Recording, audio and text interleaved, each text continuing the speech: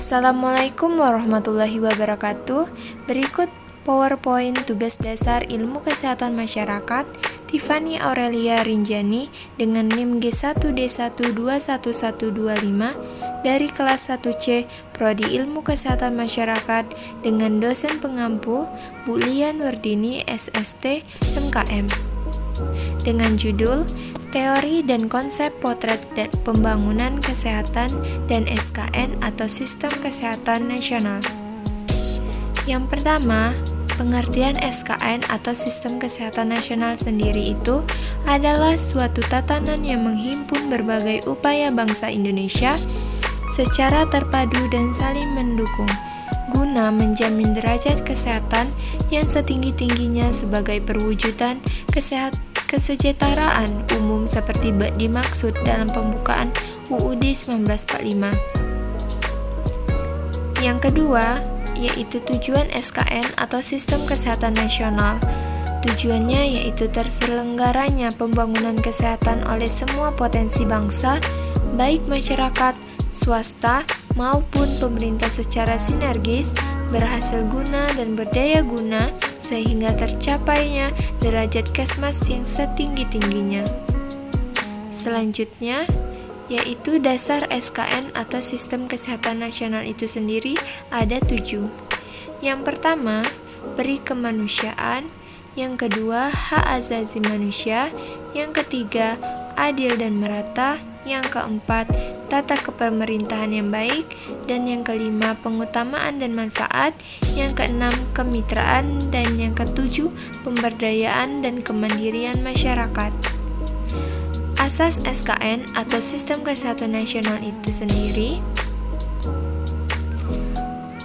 peri kemanusiaan, keseimbangan, manfaat, perlindungan, keadilan, penghormatan hak asasi manusia, sinergisme dan kemitraan yang dinamis, komitmen dan tata pemerintahan yang baik atau good governance, legalitas, antisipatif dan proaktif, gender dan non-diskriminatif, dan kearifan lokal.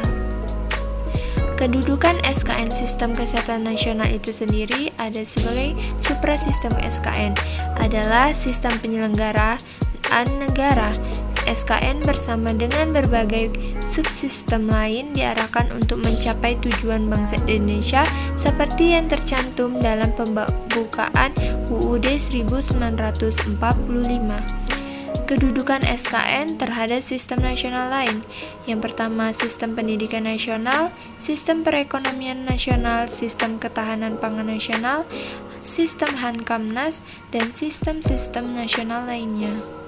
Selanjutnya yaitu kedudukan SKN terhadap sistem kesehatan daerah atau SKD. Ada untuk menjamin keberhasilan pembangunan kesehatan di daerah perlu dikembangkannya SKD. Yang berikutnya, SKD menguraikan secara spesifik unsur-unsur upaya kesehatan, pembiayaan kesehatan, sumber daya manusia kesehatan, sumber daya obat, dan perbekalan kesehatan, pemberdayaan masyarakat, dan manajemen kesehatan sesuai dengan potensi dan kondisi daerah. SKD merupakan acuan bagi berbagai pihak dalam penyelenggaraan pembangunan kesehatan di daerah. Selanjutnya, kedudukan SKN terhadap berbagai sistem kemasyarakatan termasuk swasta. Dalam kaitan ini, SKN merupakan bagian dari sistem kemasyarakatan yang dipergunakan sebagai acuan utama dalam mengembangkan perilaku dan lingkungan sehat serta berperan aktif masyarakat dalam berbagai upaya kesehatan. Selanjutnya, pelaksanaan SKN. Pelaksanaan SKN ditekankan pada peningkatan perilaku dan kemandirian masyarakat, profesionalisme, sumber daya manusia kesehatan, serta upaya promotif dan preventif tanpa mengesampingkan upaya kuratif dan rehabilitatif. Selanjutnya, pengelolaan kesehatan dalam SKN atau Sistem Kesehatan Nasional. Pengelolaan kesehatan itu sendiri adalah proses atau cara mencapai tujuan pembangunan kesehatan melalui pengelolaan upaya kesehatan, penelitian dan pengembangan kesehatan, pembiayaan kesehatan, sumber daya manusia kesehatan, persediaan farmasi, alat kesehatan dan makanan, manajemen informasi dan regulasi kesehatan serta pemberdayaan masyarakat. Peningkatan akselerasi dan mutu pelaksanaan SKN. Untuk meningkatkan akselerasi dan mutu pelaksanaan SKN ini, pembangunan kesehatan perlu melandaskan pada pemikiran dasar pembangunan kesehatan. Pemikiran dasar pembangunan kesehatan meliputi pemikiran tentang pelaksanaan, tujuan, dan prinsip dasar pembangunan kesehatan. Prinsip dasar pembangunan kesehatan terdiri dari peri kemanusiaan, pemberdayaan dan kemandirian, adil dan merata, serta pengutamaan dan manfaat. Selanjutnya yaitu sistem pembiayaan kesehatan.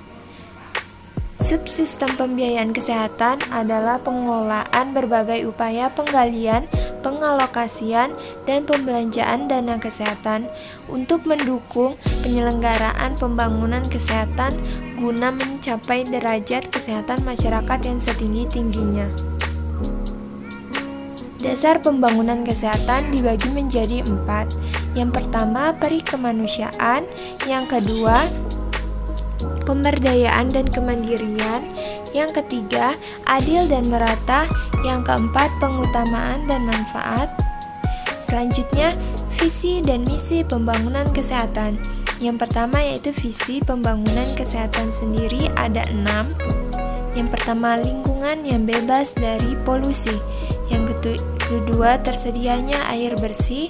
Yang ketiga, sanitasi lingkungan yang memadai. Yang keempat, perumahan dan pemukiman yang sehat, perencanaan kawasan yang berwawasan kesehatan, dan keenam, terwujudnya kehidupan masyarakat yang saling tolong-menolong dengan memelihara nilai-nilai budaya bangsa. Misi pembangunan kesehatan sendiri juga ada 6. Yang pertama, proaktif untuk memelihara dan meningkatkan kesehatan. Yang kedua, mencegah resiko terjadinya penyakit. Yang ketiga, melindungi diri dari ancaman. Yang keempat, melindungi diri dari ancaman penyakit. Yang kelima, perencanaan kawasan yang berwawasan kesehatan. Dan yang keenam, berpartisipasi aktif dalam gerakan kesehatan masyarakat. Selanjutnya, yaitu arah pembangunan kesehatan. Ada 2, yaitu secara umum dan khusus. Secara umum sendiri, tata laksana di bidang kesehatan harus dimulai dari upaya promotif dan preventif yang terintegrasi dengan upaya kuratif dan rehabilitatif. Secara khusus itu sendiri, yaitu beberapa di antaranya akses masyarakat terhadap pelayanan kesehatan yang berkualitas, menjangkau dan merata di seluruh wilayah Provinsi Riau. Upaya kesehatan dapat dilaksanakan dengan berkualitas, serasi, bersinergi dalam upaya meningkatkan derajat kesehatan masyarakat yang setinggi-tingginya. Selanjutnya yaitu tujuan pembangunan kesehatan.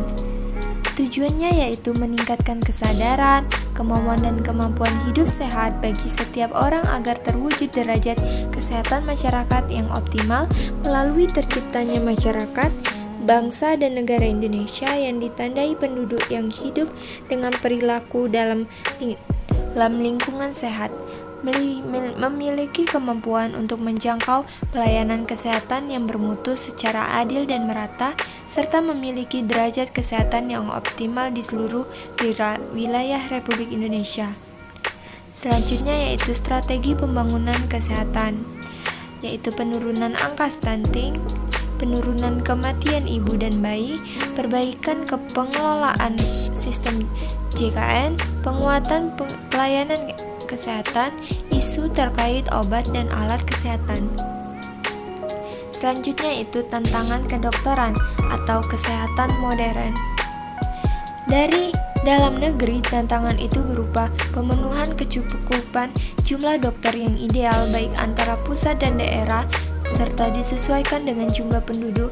Namun pada satu sisi tantangan untuk memperebutkan posisi pekerjaan di bidang medis ini juga semakin keras seiring dengan perkembangan provinsi lain dan keterbatasan anggaran pemerintah. Jika dari luar negeri, tantangannya berupa ancaman dokter asing yang secara sistematis dalam aturan global akan ikut menjamah pasar jasa kesehatan di dalam negeri. Sedangkan tantangan yang dihadapi dalam bidang kesehatan di masa depan akan munculnya berbagai penyakit-penyakit baru di dunia akibat mutasi berbagai jenis virus dan bakteri, serta dampak bagi perubahan kondisi lingkungan dan gaya hidup manusia yang secara umum berkembang. Masalah kesehatan dan pola perubahan penyakit. Masalah kesehatan itu sendiri adalah masalah kompleks yang merupakan hasil dari berbagai masalah lingkungan yang bersifat alamiah maupun buatan manusia. Datangnya penyakit merupakan hal yang tidak bisa dihindari meskipun kadang bisa dicegah. Saat ini telah terjadi perubahan pola penyakit atau transisi epidemiologi dengan meningkatnya kematian dan kasus penyakit akibat penyakit tidak menular seperti stroke, jantung, diabetes, dan lain-lainnya. Terima kasih, sekian PowerPoint saya mengenai teori dan konsep pembangunan kesehatan dan sistem kesehatan nasional. Wassalamualaikum warahmatullahi wabarakatuh.